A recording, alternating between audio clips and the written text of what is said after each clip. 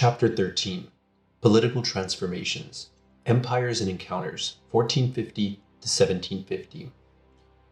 What he, Vladimir Putin, wants to do, you can just see the lust in his eyes. He wants to recreate the Russian Empire, and this move on Crimea is his first step. So said US Senator Bill Nelson in March of 2014, referring to the Russian president's actions in seizing Crimea and in pressuring Ukraine to remain within a Russian sphere of influence. In reflecting on this very current political situation, the senator and many others as well invoked the Russian Empire, which had taken shape during the early modern era. In the same vein, commentators on the economic and political resurgence of 21st century Turkey often refer to it as an effort to rebuild the Ottoman Empire, likewise a creation of the early modern era. In such ways, the memories of these earlier empires continue to shape understanding of current events and perhaps to inspire actions in the present as well. As these comments imply, empire building has been largely discredited during the 20th and 21st centuries, and imperialist has become a term of insult rather than a source of pride. How very different were the 3 centuries of the early modern era, when the empire building was a global process.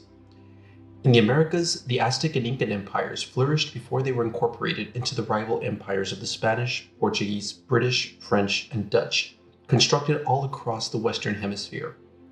Within those imperial systems, vast transformations took place.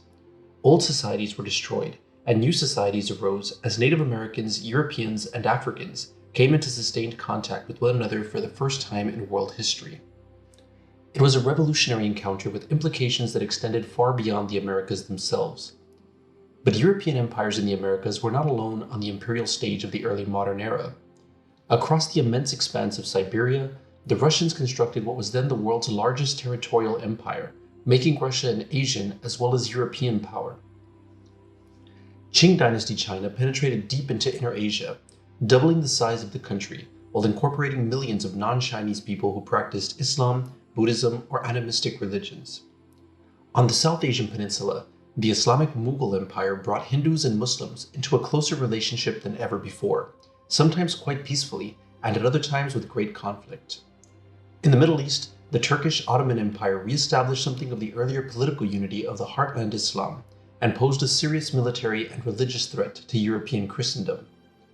Thus, the early modern era was an age of empire. Within their borders, those empires mixed and mingled diverse peoples in a wide variety of ways. Those relationships represented a new stage in the globalization process and new arenas of cross-cultural encounter. The transformations they set in motion echo still in the 21st century.